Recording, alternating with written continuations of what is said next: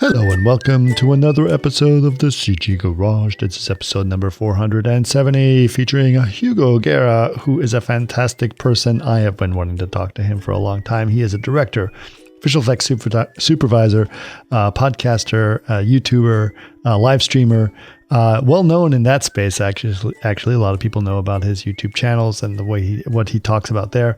Obviously, he comes from a background of compositing and a lot of stuff in that world that's very interesting as well.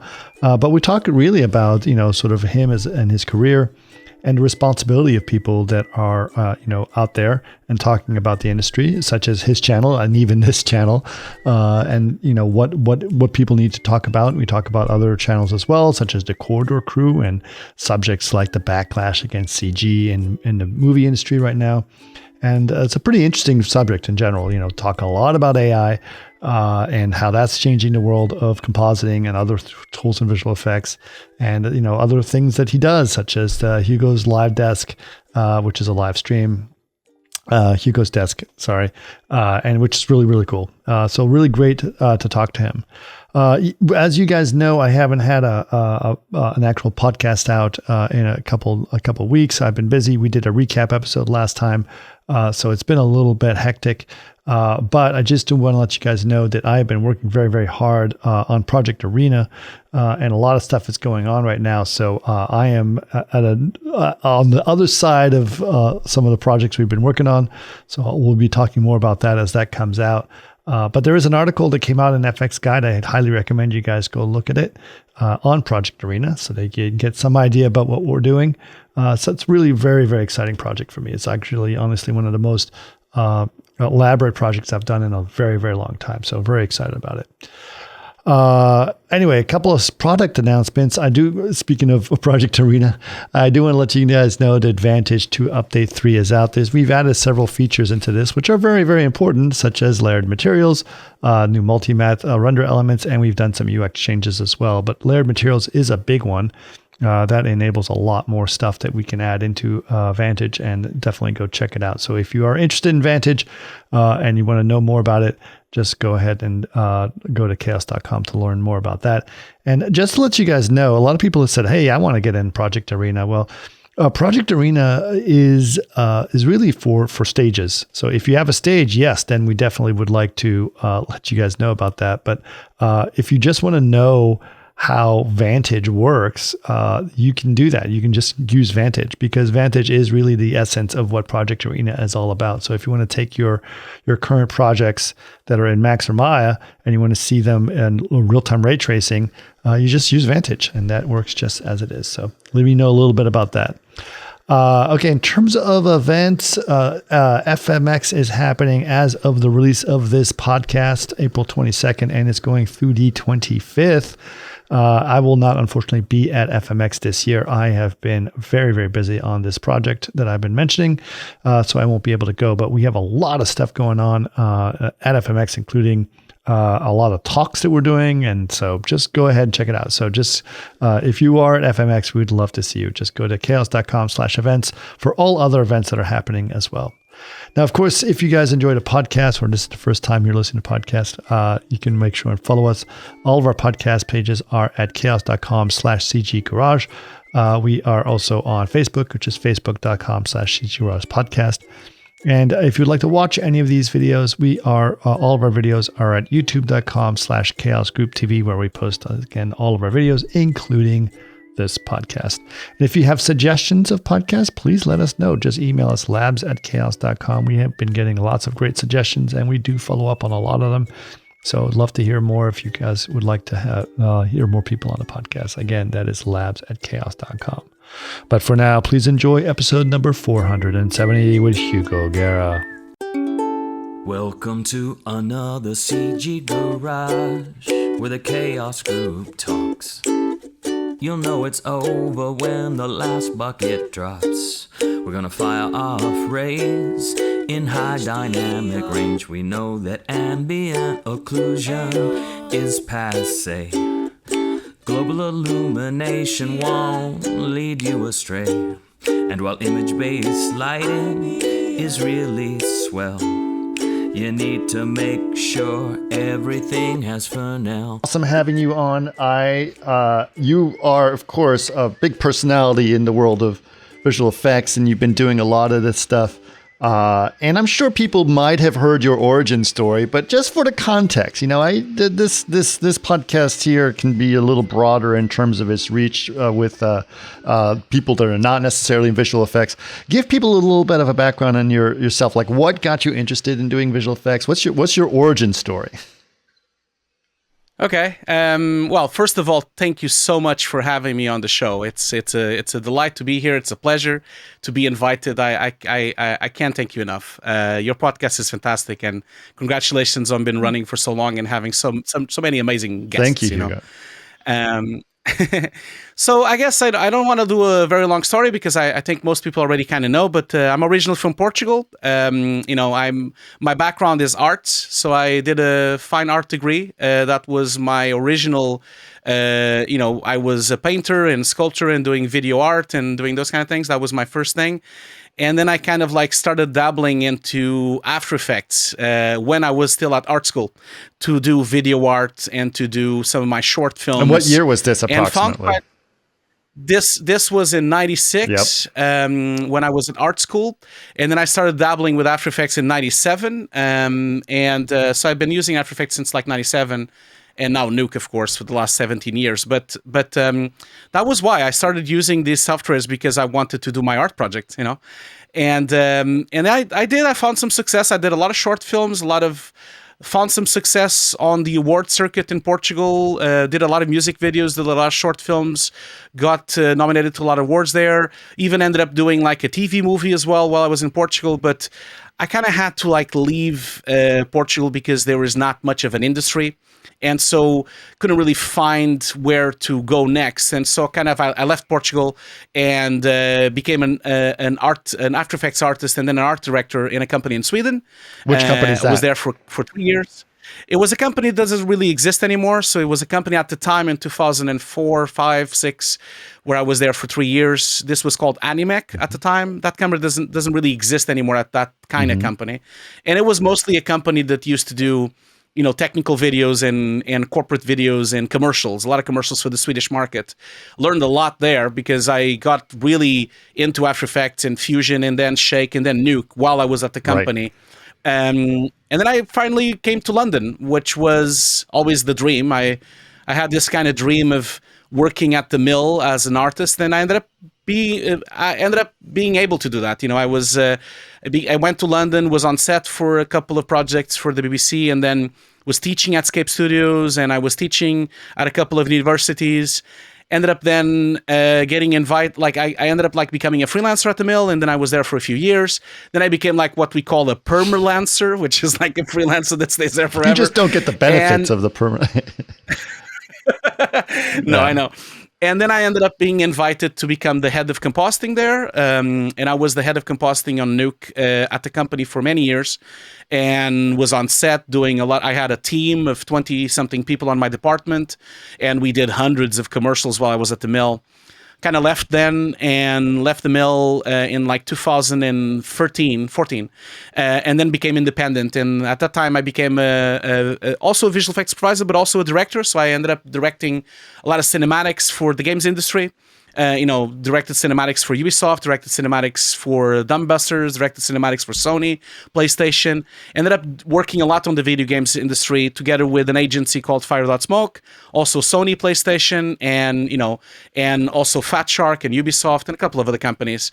And and then fast forward to now, I'm still a director. I still direct commercials. I just directed a commercial for Zeiss, and I still supervise on set once in a while. I still comp my own shots, and I have my YouTube channel, which is another life and We'll get to the YouTube channel, but I want to. yeah. So that's kind of how I got there. Yeah, that's the short story. Yeah, for sure. But so it sounds. I mean, you were always sort of passionate about the compositing side of things, right? And so you came from the final picture guy, right? How to make it look good. What was that part of it? Had you have an interest in some of the 3D aspects and all the other CG parts of it, or did you always sort of love that how to blend reality and CG together? Yeah. Well, I dabbled in 3D, dabbled on 3D a bit, and for a while I kind of like did some of it, but I kind of left. You can't really do everything.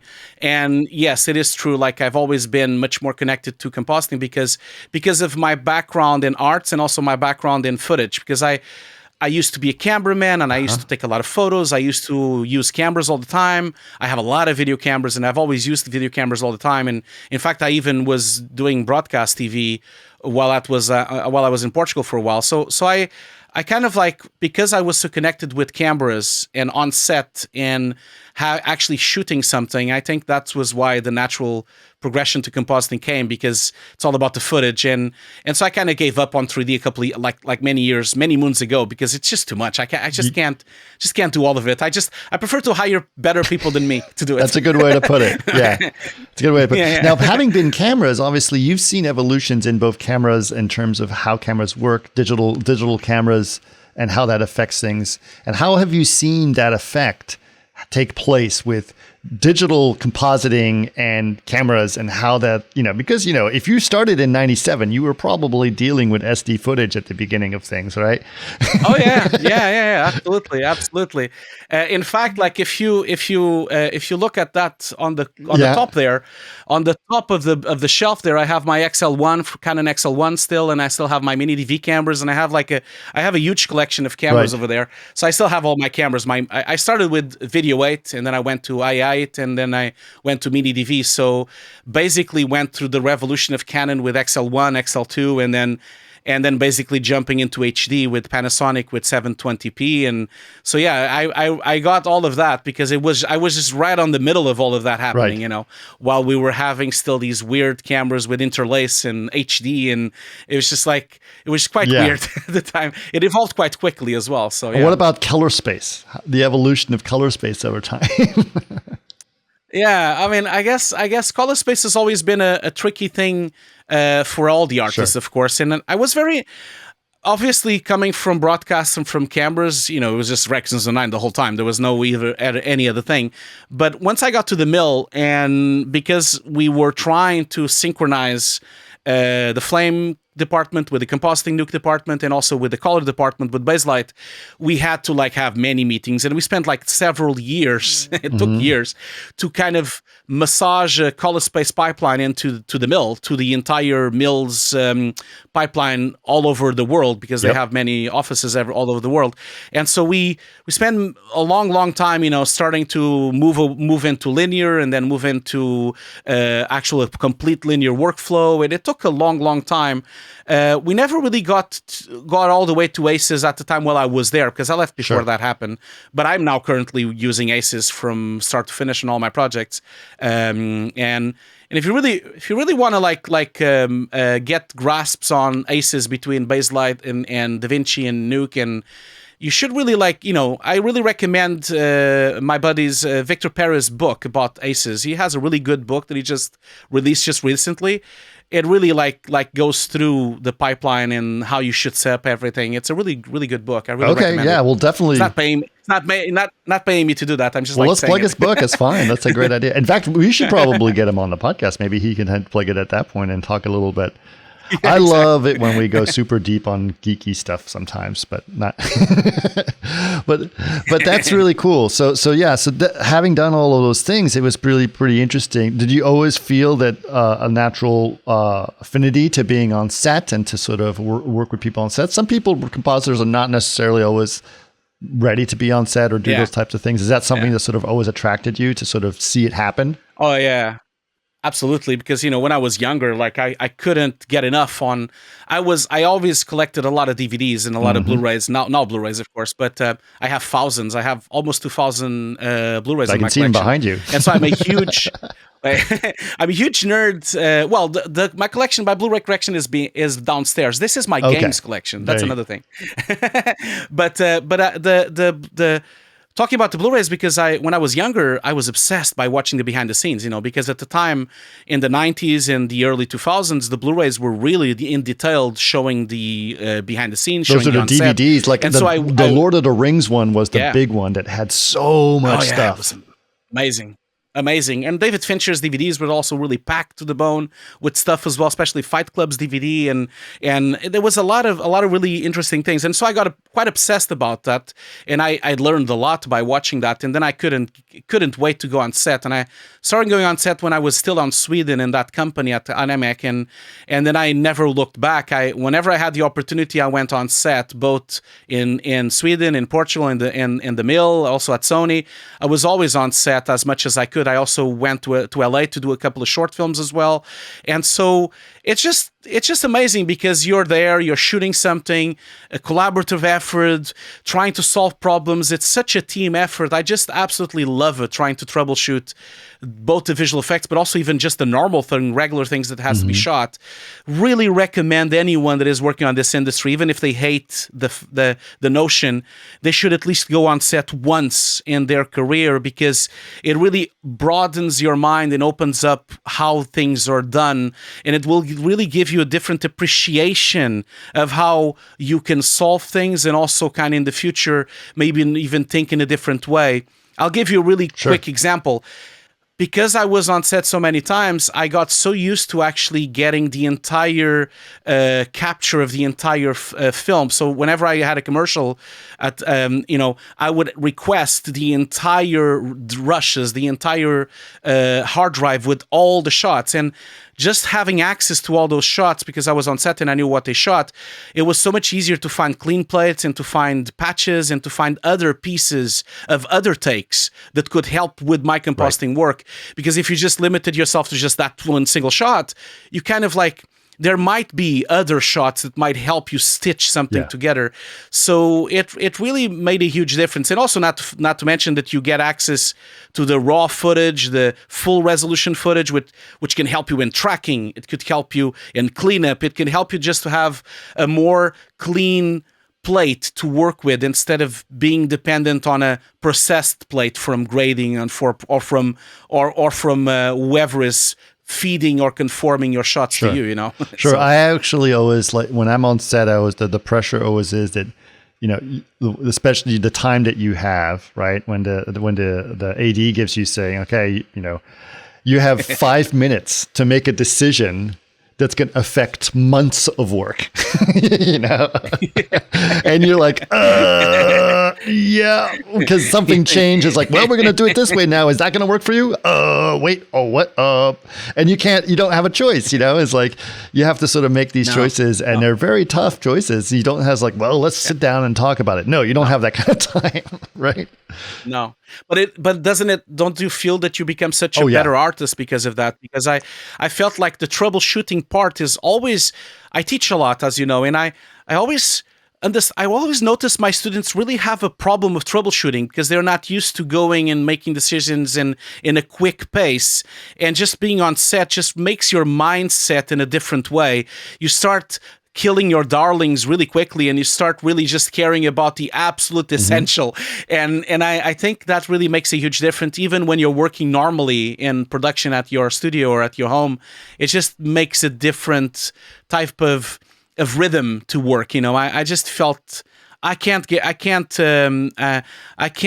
tell people enough to try to be on set, and it's actually easier than you think, because whenever you go to a big company, it's always quite simple for you to kind of reach out to the VFX supervisor that is on the company. There's always a couple of people on the company that always go on set, and you can just reach out to them and say, can you bring me along next time, and I can assist you or help you? And I'm sure they're going to say yes, because they need help. Yeah, I was like, oh, please, thank you. Yes. Exactly. And then you're going to learn so much. Like I always try to bring my juniors whenever I can with me on set. Yeah. And it's always a great experience to do that, for sure. Yeah. Okay, so let's talk a little bit. You talked about juniors. Let's talk about your passion for education and for teaching people this. What started that, and how did that sort of get going for you? It's hard to pinpoint when it started because I don't really actually remember when it kind of came up. Like my channel is going to be 9 years this year, and so I started my channel while I was still at the mill. And while I was at the mill, because so many flame artists really wanted to know Nuke, I started doing these weekly workshop mornings. Like anyone could join in. I had a suite for my clients' reviews, and inside my suite, people would just sit down and they would just we would go through Nuke, and I would teach sections of Nuke. And I think it was a bit of that, of teaching flame artists how to transition to Nuke. And also I was then invited to teach at a university in Sweden called Campus I-12, which also unfortunately doesn't exist anymore. And I was invited to go there and also teach. And I think I was very lucky, I was super lucky, Chris, because I was the few people that started using Nuke right away. So right yeah, away, I was going to say, out. because you did it, you said around 2003. Yeah. I mean, that was when Nuke became a product. Yeah, it was still not. Yeah, exactly. So I started using Nuke. I was very lucky in the Swedish company that I was with. They bought Nuke from D2, not from Foundry. They bought Nuke in 2005. And I started testing Nuke before that with the demo, and then I started using it in production in 2005. And so it's been like 17 to 18 years now that I've been using it. And then of course they got bought in 2017 by Foundry. And so I was quite lucky, Chris, because everyone was using Shake in London. Like Shake was all over the place. Everyone just used Shake. Exactly. And Shake was always there, and Flame as well, especially in London. And I was the few people that actually had years of experience using Nuke. No one even knew how to use Nuke. And that is why schools would invite me to do workshops, and then Escape Studios invited me to take over their course as well, because I think I was the few, except people from D2, of course, from Digital Domain, I was the few people that was outside that actually used it in production. And so I was very lucky. I think I was really, really lucky there. And that's why I got invited so much to teach. But going back to your question, I do love to teach. Like I feel like it's a responsibility for a senior like me. Well, who I've been taught working you? now for 20. Who was your mentor? Well, my mentors were from the art school. I had many mentors. I have a lovely teacher, which is, I'm sure he's not listening, but a teacher called Gonzalo and a teacher called Carlos Gonçalves. And they were really my mentors when I was there. And they taught me all about art and all about composition and photography and how to do pretty pictures, I would say. And because they were so open with it and they were artists themselves, and I would also get so much along with them, I kind of I think that's where it started to come, And then when I worked in productions in big studios, I kind of felt a bit weirded out by the fact that some artists didn't want to teach what they knew because they were afraid of teaching their things. Their secret sauce. I always thought, yeah, exactly. Especially when you meet flame artists, they do that a lot. And I feel like it's my responsibility to evolve the industry. And so as a senior, I feel a responsibility to teach as many people as I can, because I didn't have that opportunity when I was younger, because there was no visual effects teaching. I had to go to art school. And so I feel like a big responsibility, not only to evolve the industry, but also because these will be the artists that I will work with in the future. And so I want them to be good as well. And I want them to know, and I want to pass along as much information as I can. I really feel like a big passion by teaching people and showing people things. And because I'm so passionate about it, I really can't shut up about it. Well, let's talk about you not shutting up about it, because I'm very passionate about, interested about starting a YouTube and how that did it. I mean, you mentioned you were doing your stuff at the mill, right? And you were teaching people in person and in your suite. How did you transition that to a YouTube channel? When did you said 9 years ago. So YouTube channels, especially on this subject, were not as big as they are now. Oh, no. I'm the first, I'm definitely the first Nuke YouTube channel. I know for a fact, because at the time there was nothing. So and I'm still the biggest Nuke independent channel in the world. Of course, if I count with Foundry, they're bigger than me, but not by much. They're just a little bit bigger than me. Exactly. So as an independent, I'm the biggest one by far for compositing in Nuke, and I've just reached close to 60,000 subscribers now, which is tiny for YouTube. For but Nuke, that's all the compositors. Exactly. And when I started, it was quite rapid. You know, it was like a lot of people suggesting, "Oh, you should open a YouTube channel. Oh, you should open it." Everyone kept saying that, and I was already watching YouTube for other things because I'm a huge gamer, so I was watching YouTube because of games. And I'm like, okay, I'm gonna give this a go. And I started, and I got really a lot of success. I got like in the first 3 months, I already had 2,000 subscribers, and then my curve was really going fast, and it's still going fast. I have like about 1,000 subscribers per month. Per month, around 1,000 subscribers per month. And so I'm gonna reach 100,000 probably in like about 2 years or something like that. And so I'm really, really happy with that. And obviously, my channel these days is not just compositing. I also have the podcast with Ian Files, which we're going to talk about. Yeah. So that's also a big part of my channel these days, because we started that 3 years ago. But I still, of course, very passionate about having a lot of compositing there. And it's been great. You know, I've managed to get a really nice community there. We have a lot of we do a lot of live streams, and it's always really so cool to see so many cool like so many known people that go to my stream and say hello, and it's a really nice community. Everyone is so nice to each other, and I'm very happy to say as well that I've been told by many YouTubers now that they were inspired by my channel to open their own channels as well.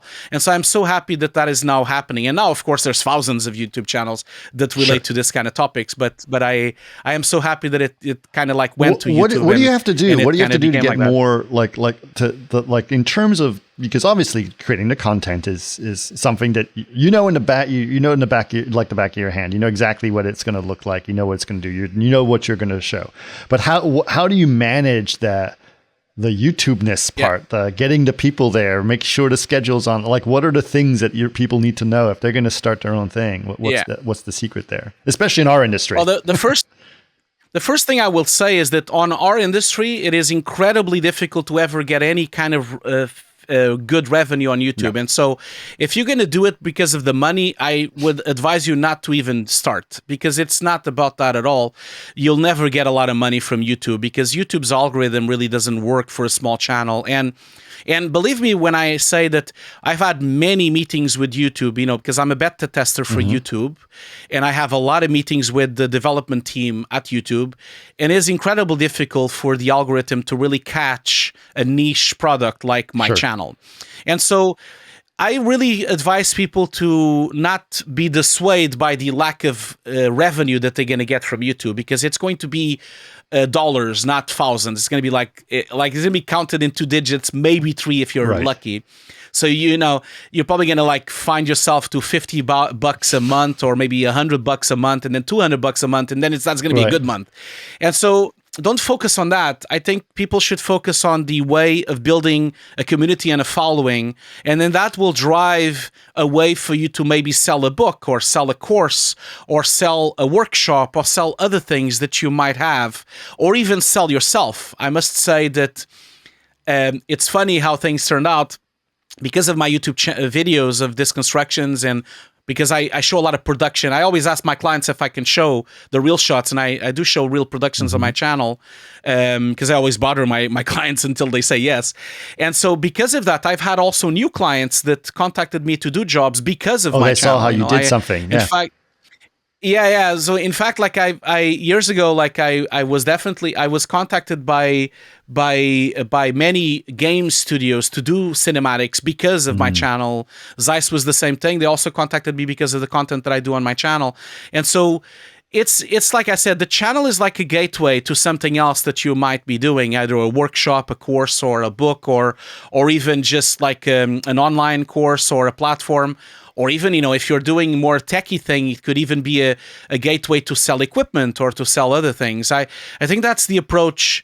And of course, with that, it's all about microtransactions. So then you can have that, and then you can have a Patreon as well, and you can have other things on the top of that to try to help you. And of course, then if you have a podcast, you can have some sponsors as well, and it kind of grows that way. It doesn't really, unless you can reach 1 million views, you're never really going to see real money from YouTube. You know, it's not enough to at least to get paid enough as you get on the industry. I mean, obviously, we've seen, you know, you got to do it for the passion, right? I agree for that. Absolutely. You know, and I've been doing this podcast for almost 10 years, right? So, and this was like something I was like, well, you know, I just know people. It's going to be fun hanging out with, like, just this fun, right? So I get to do that, and it's a lot of fun to sort of to think about that, or just think about what that passion is. But there is now obviously a lot of traction in this interest that's going on. Obviously, companies like the Corridor Crew. I mean, they are very, very popular, and they don't make movies. In fact, they have no actual practical experience. No. But they have an entire channel that is very popular, showing people how to do this stuff, right? Yeah, they do, but that's not really the same. Like, they do get revenue, and they do get they can live from the content on YouTube. But Corridor Digital, I know them, and they are really nice to me, and I feel like they are cool, but they are nothing more than a marketing channel for visual effects. They don't really go deep into things at all, and in fact, I have discussed this online many times on my podcast, and also even online on Twitter.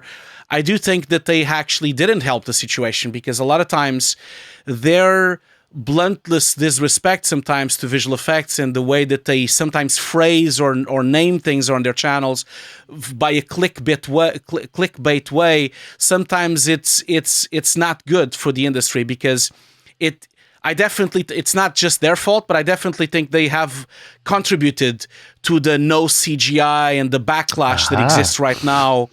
I definitely think they've contributed to that backlash because of their videos called bad CGI and React, and that really contributed to that. And now, recently, you've started noticing that the studios are not even using Corridor Digital to promote their film, especially for the Oscars and for the award season. So Corridor Digital has become a marketing platform, really, for the big films, just like you just saw recently with The Creator. Like, they had Gareth Edwards there, they talked in detail about all the shots, and that was really the week before the Oscars, just to try to push that and try to get nominated, to try to win the Oscar. And so I feel like they had good intentions, but I do think that sometimes it goes a bit it's not really the same. Like, I do tutorials, and I do training, and I do things like that. And of course, I have a podcast with a lot of opinions, but I work in the industry. I work in this industry, and I work in it, and they don't. And so it's just, I always advise everyone to never really judge anyone that has done anything. And I always try my best to not judge a film or a bad CG shot or whatever, because I wasn't there. And if I wasn't there, I don't know what happened.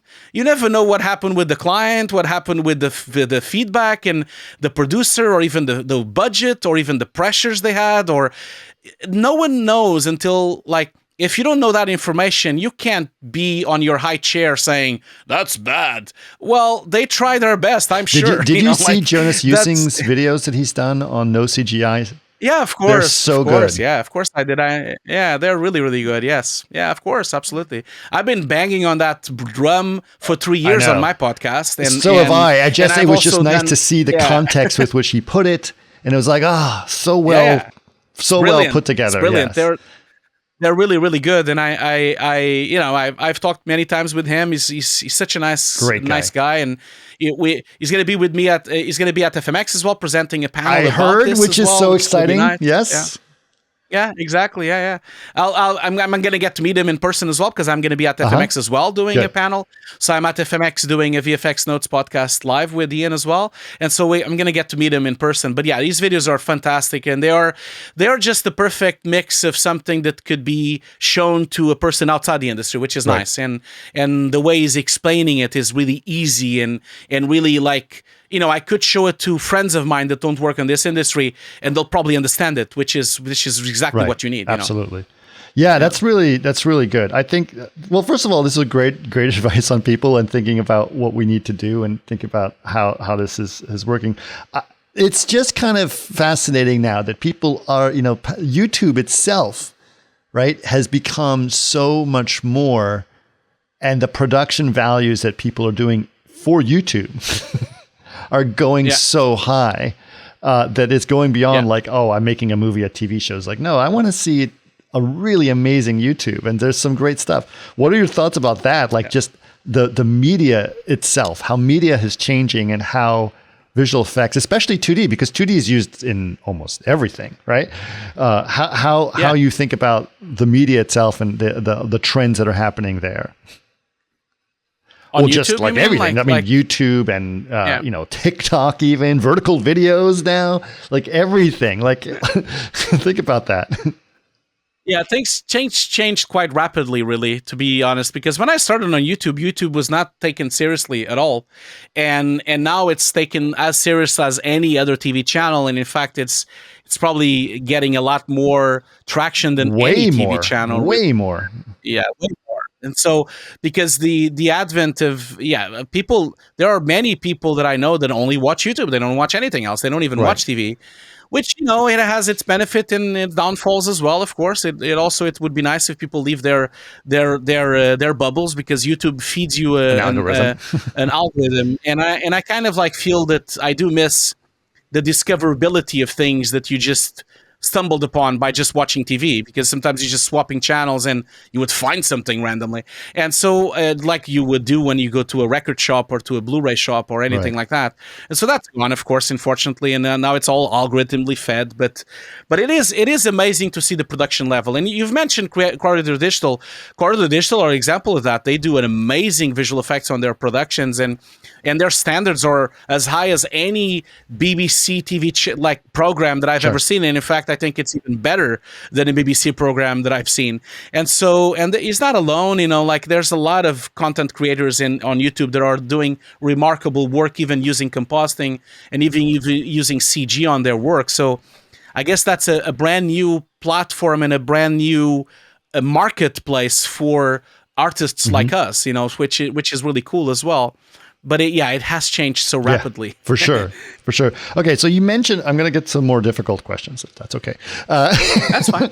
You mentioned, obviously, the backlash that people had with no VFX, or no CGI. That's a conversation that we've had a lot of, obviously.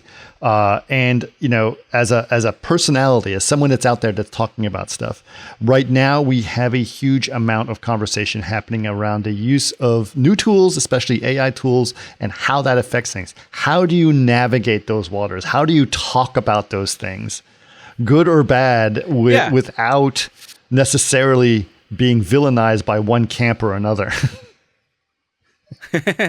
Well, I know what you mean. Like I do think that there is a lot of noise, a lot of hype, and a lot of this is just gonna the dust is gonna settle, and there will be other things that will happen. I'm a huge supporter of machine learning tools, which I use in Nuke and I use in a lot of softwares as well. And I do think that tools that can help the artistic endeavor and tools that can help the way we work are really welcome, and to try to evolve the industry and to try to make it faster and more comfortable for all of us. But I can't agree with some of the tools that are out there, which are blatantly using art from other people and really using, should be copyright striked by that. But I feel like there's right now, unfortunately, the hype is so strong that everything gets pulled into the same bag. AI. AI is this buzzword, and everything is inside this buzzword. But there are different levels of AI, and there's different things that are happening right now in the industry. I think once the hype settles, and I never really believe anyone that when they show things, and even recently, a couple of months ago, there was this huge hype about the Wonder Studio thing, about doing 3D, and I did a live stream about it, and I opened the software, used my own plates on it, and nothing worked. I was like, okay, this doesn't even work. It does. I've tried 8 shots, 8 complete different shots, and none of it worked. And then I was, of course, attacked on the comments. Oh, I didn't do it correctly. You need to do it this way. You need to do it that way. And I'm like, guys, you don't get to say how the shot is done. You get the shot and you need to do it. No one controls that. So I think there's a lot of hype, and there's a lot of AI bros on Twitter and on social media trying to push this idea that it's going to replace everything. I don't believe that's going to happen. I feel like it's going to become another tool in our arsenal. And in fact, I think that it's going to settle down, and it's going to just become another tool that we're going to use on our disposal. I have that feeling. And I guess I'm a little bit more positive than most people about it, because I don't really believe that hype because I've tested it so many times and it never really works. And so I'm kind of like thinking maybe it will get there some point, but I'm not so sure it will be that easy for these companies to get away with what they're trying to do. I'm not that sure, because if you think about it, if you really start thinking about it, so many creators and so many directors work right now. There's never been as many directors as we have now, probably, like doing film. Or YouTube. And so do you really, or YouTube. Do you really think that they're all going to like stop shooting things outside with a camera? Do you really think that they're going to stay at home and prompt their entire film? I really don't believe that, because people love to gather. People love to work as a team. People love to work as a community. They love going somewhere to shoot and film and find happy accidents when they're filming. I just don't really believe that we're going to... I mean, I think some parts in the industry might be replaced. Corporate videos. I'm sure that it's going to...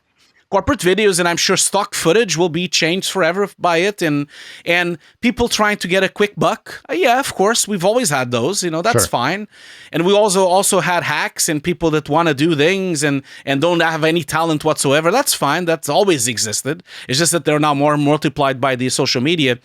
But I think when the dust settles, the artists are the artists, and they're still going to create, and they're going to find ways. And in fact, I even think that there will be some artists that will actually make a point of saying this project was done without AI. This is a project we done manually, just like we see. This is no CG. Yeah, exactly. Well, that also happens, but I feel like art is art, and people still paint, people still sculpt, people still do crafts, and people still do. I just really think people shouldn't be that scared. It's going to impact, of course. It's going to impact it, of course, but people need to then adapt to that. That's the thing. Because it's not going to go away. You can't really stop it. Right. You can't stop it. So if you can't stop it, you need to adapt to it, and you need to kind of use it as well, and use it into. But I do think it's too early. I think it's too early. I'm not really even sure exactly what tools will succeed, because there's so many right now, and it's going to take a while until 1, 2, or 3 of them will succeed. Well, it's interesting because, there's this technology. I hate to, people are going to come down on me on this, but it's like technology has always disrupted things. Always. Right? Yeah, of course. And I'm going to say it's like, CG. No, I'm going way, way, way back. Like, I'll use an example that's concrete. You'll see why that's ironic.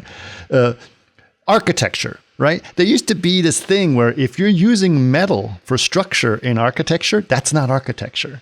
That's engineering. That was a big thing. It's like, Eiffel, he's not an architect. He's an engineer. That's not real architecture. Right? Architecture follows these rules. And so obviously that's changed now. A lot of architecture uses metal. So we can definitely put that aside. But, and those disruptions of how engineering's changed and how all things change has constantly evolved, right? And you've got people now who are using digital content that were called, you're not an architect or you're not an artist because you use Photoshop. Those guys are complaining, it's like, you're not an artist because you use AI, right? Now, exactly. So I always think it's very interesting to think about that. Now, in terms of you did mention, people's works being used by AI tools, right? Here's my thoughts on it. I do not believe in a court of public opinion. And I think that is one of the most destructive things that's happened to our society for everything. Like all politics now are courts of public opinion, not real courts, right? So I believe there's definitely merit to explore these subjects. There's very strong merit to explore these subjects, but I'm not going to form an opinion on whether there is an actual copyright infringement until an actual court decides these things. Yeah, of course. Absolutely. Right? Absolutely. And that's why I'm saying that I'm waiting. That's why I want the dust to settle, because I don't even know what's exactly happening. None of it is being used. It's not even legal to use it in a production right now, at least in Europe, in the UK. So you can't even. Well, it's not legal to use it. The companies are afraid to use it because there might be legal ramifications. Yes, exactly. But also, what I meant to say is that you can't copyright it. That's the thing. So if you can't copyright it, it's a bit useless for a company because they can't earn any money from it because it's open. So it's yeah, I completely agree with you. Like the hype is way too big, and all these people giving opinions on social media, they know nothing about what's going on. I really strongly believe that at some point this is all going to settle, and we're going to finally understand what happened, which softwares are going to be the ones, and I am sure that they also have legal teams that don't want to be sued. Yep. So it's a bit like, I am sure that they are also looking into those things. It's really funny that you talk about the Eiffel Tower, because it was hated when it came out. Oh, yeah, it was horrible. People thought it was an eyesore. People wanted to bring it down. It was only supposed to be up for 100 years and then come down. I know. And now Paris is still the world's most visited city in the world because of that thing, not because of anything else. And so I'll even go in, and even as far as another example that people often forget, when photography occurred and happened for the first time, and destroyed also, like, I'm not talking about exactly, but what happened? If we didn't have photography, we didn't have abstract painting. And if we didn't have photography, we didn't have impressionism. We didn't have all those cubism, impressionism, abstract painting, modern painting, pop art. All those things did not exist if we didn't have photography. So think about the amazing things that will happen once AI settles.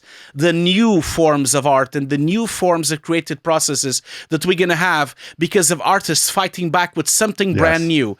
I can't wait to see that. And I just say, that's why I'm saying that I'm maybe slightly more positive than most people, because coming from an art school, I have a degree in arts, I know what happened. And you know what you're doing? What you're saying, that. Hugo, is that you are differentiating art and craft. You know the difference between art and craft, and you're talking about art. Exactly. And everyone else is complaining that their craft is dying, not that their art is dying. It's very different. It's a huge difference. Very different. Yeah. Yeah, and I mean I know that not everyone has the ability to have an art degree, but people should really try to understand art a bit better, and maybe try to also, not only that, but also people are obsessed with also hardware, software, and things. People need to be more agnostic. Yes. Come on, the people need to be more agnostic. It's all about the artistry of it and the core skills. It's not about the software. It's not about the app. It's not about whatever they come up with. It's not about the camera. People really confuse technology, creativity, and art, and all. It's all in the same bag, and it's not only dangerous to the industry, but also it's a mess. Oh man, you go to Twitter. Every other tweet is about this, and I'm like, I've started muting words on Twitter now because I can't stand it anymore. It's just so boring and so disruptive. I just want to say one final thing about the whole legal thing is I want people to know that there is work being done to solve this problem about copyright, and Carla Ortiz is leading a lot of that work right now. And I really admire what she's doing, because if she wasn't doing actually something as opposed to bitching about it on Twitter, right? She's actually doing something about it. And there's several of them, but she's the person that I know and I admire, and she's actually doing it. And I'm very happy that she is, because that's going to sort of solve the unquestionable thing that we can move on from. And I think that's really, really great. But in terms of it might even solve the problem. It might even turn out that you even get royalties from it, which is even better. So I feel like there's so many opportunities here to happen, and I really recommend people to just calm down, calm down a little bit, especially because it's not going to replace anything right now. We still need work, because people have to trust the fact that their skill is how good their eye is, not how much they know how to move a slider. I have thousands of students on my online course, and I get messages almost every day of people saying, "Oh, shouldn't have bought the course. I think it's too late now to be a compositor." And I always answer them, "What are you talking about? There are thousands of films to be done. You can probably still be working for 10 years now. Come on, just go for it. Earn your money now, work now, learn your skill now, go for it." There's so much work. There's so much lack of artists to do this work.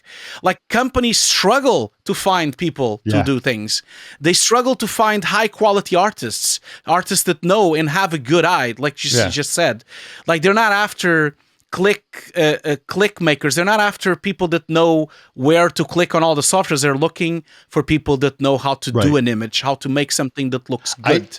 Doesn't matter how you made it. I think what's really funny is that, people's like, AI art is terrible. It's like, AI art's not terrible. It's someone who made it is terrible. Right? There's been terrible art for years. You just go to any motel in America and look at whatever is hanging over your head, and you'll see that terrible art has existed all over the world for so long. And some of them are so bad that they look good, actually. So yes, what I think is interesting though is what the hell is going on in people's heads. To me, that's fascinating because it's so easy to prompt and get an image, right? To say, I want to see a picture of, Kim Kardashian as a unicorn eating a popsicle. I was like, why would that be in your head?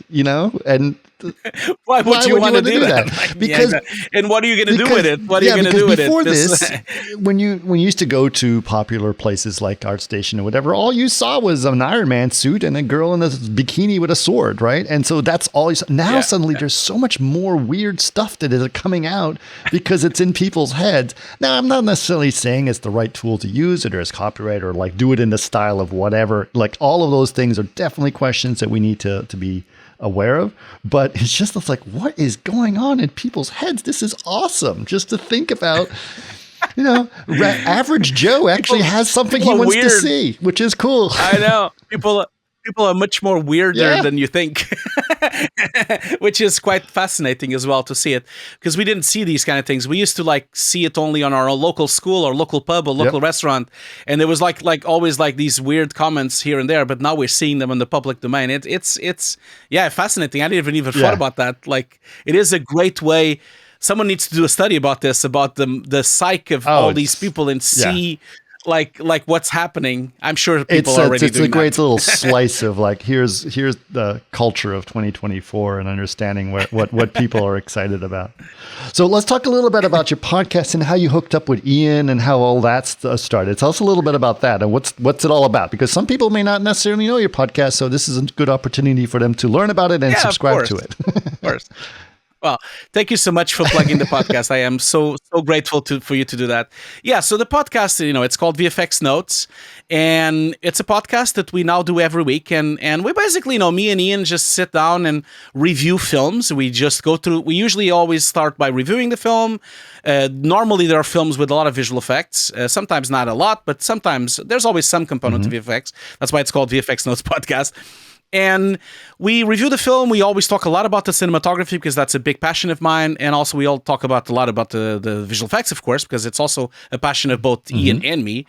And then at the end, we also always have a lot of topics and other topics that are discussed around the film and around how it's made. And the differentiation thing about this podcast and others podcasts probably could be that we do the podcast as a video podcast, although you can hear it as an audio podcast, of course, as well. But the video component of it is very different from the podcast because while we're talking, I go through the trouble of edit in all the behind the scenes, the official behind the scenes I can find, all the official breakdowns I can find. And while we're talking, you actually get to see everything that we're talking about. And this, of course, takes me days to do the videos and the podcast, but that's okay. That's fine. But that is the different. It's a lot of work because definitely, especially in a weekly. How long are these podcasts? How long is each episode? They're usually an hour to an hour and a half. So yes, I'm doing weekly. I'm doing a motion picture. Yes, that's what I'm doing because I'm editing it in HD and DaVinci, and I'm like gathering all the. Well, basically, Ian has a lot of footage and a lot of B-roll he gets from the studios, from his articles, and then I also gather stuff from the official websites of the studios, and then we collect it all on this podcast. But you can still listen to it as an audio podcast if you use the YouTube Music app. You can still listen with it locked and only listen to us. But so that's kind of the different thing about the podcast because we have a lot of visual component because it's visual effects. I thought it has to have visuals, So, but going back to your question about how it happened, it's quite funny because I was invited. This happened 3 years ago. So I was invited. Ian invited me to go to his podcast. At the time, he had a podcast, which I don't remember the name. He had several names, and now it's only called Before and After. But he invited me to talk about the first film that used Nuke, which was Interview with Vampire. They used Nuke on prompt command line. So I went into the podcast. We talked about Nuke. We talked about how it was, and we talked about Interview with the Vampire. And so we had a lot of fun, the two of us, doing that episode for his podcast. And at the very end of the podcast, I just turned to him and said, this was so much fun, man. It's been years since I've talked with you so long, because we've been friends for many years. And so, oh yeah, this was great as well, wasn't it? And say, yeah, we should do a podcast. And Ian was like, yeah, that's great. So what are you doing Thursday? And that was it. That was it. Like, he just turned to me and said, are you free Thursday? Yeah, free Thursday. And then we did episode 1. And then we now have 60 episodes. But you are in London and he is in Sydney. So how does that work in terms of your time zones? Yeah, so we bounce around between the times. We have 2 slots. We either do it at my 9 o'clock in the morning, which is like 9 o'clock or 8 o'clock in the evening, almost depending 12 on the hours time apart, zone. exactly, right?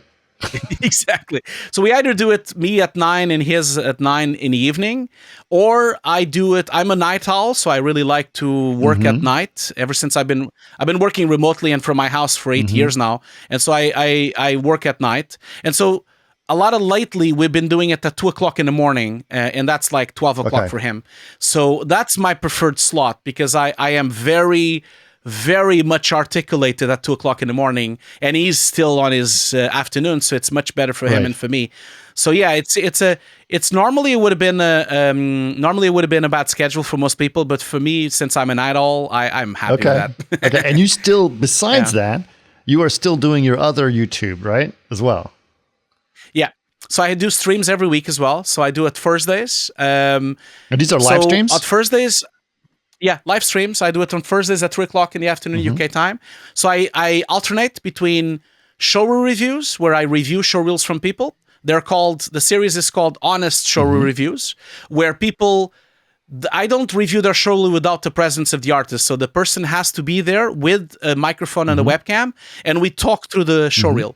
And it's although the name sounds Honest Showreel Reviews, it's a highly constructive feedback loop that I construct reviewing the showreel, just like I used to do when I was at the Mill or at Sony or at any other company, interviewing people. It's like an interview. I'm interviewing the person and going through the shots. And I do like 2 or 3 artists per week. And so I do it every other week. And then the other stream I do is Nuke Compositing, where I deconstruct production shots that I've done over the years. Always real shots. They're not tutorials. I open the real shot that I did with the client, and I go through how we did it. I show versions. I sent to the client. I show the evolution of the shot. I show concept art, and I go through the entire shots of either a cinematic, a commercial, or a short film, depending on what I'm doing that week. So yeah, every week on Hugo's desk, and I alternate between showreels and Nuke deconstructions.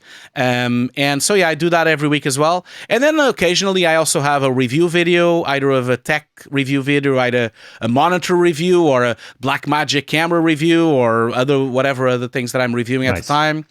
And you did one obviously on the Wonder Studios.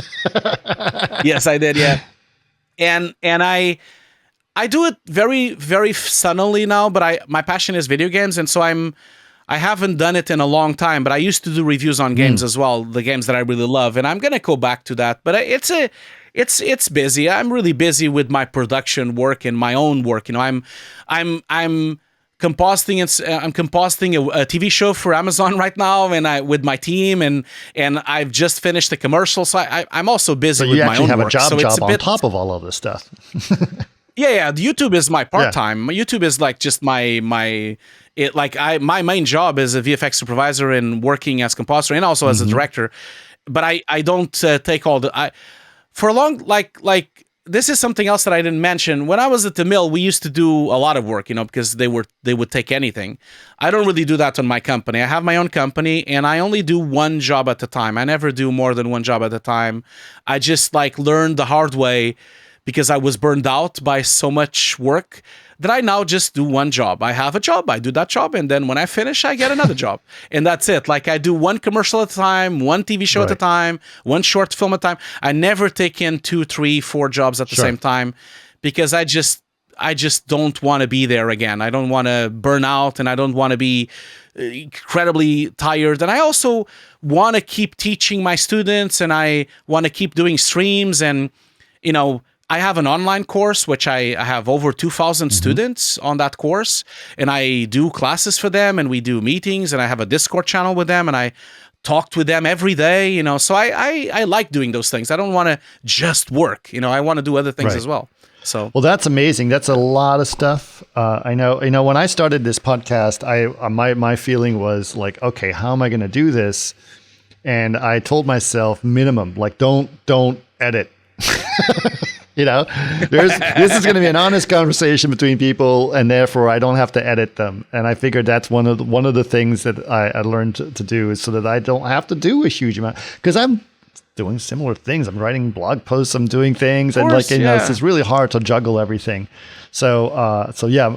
No, yeah, I know. I'm making my life more difficult by putting breakdowns and behind the scenes. I know. And Ian is always telling me, like, don't do that. Just put the podcast. I'm like, no, Ian, I need to put the breakdowns. Hey, man, come on. if that's what you want, I would do it. Yeah, that's good. I just wanted to, like, also mention really quickly, if you would allow me, I will also want to plug something else that I also do in the side as well. So my wife, Anna, she's an excellent cook, and she has a YouTube channel as well. She has a cooking channel called Green Recipes for All. And I just helped her to do a book, and she now has published a book as well, called also Green Recipes for All. So I did also that. So we worked on that for almost 2 years.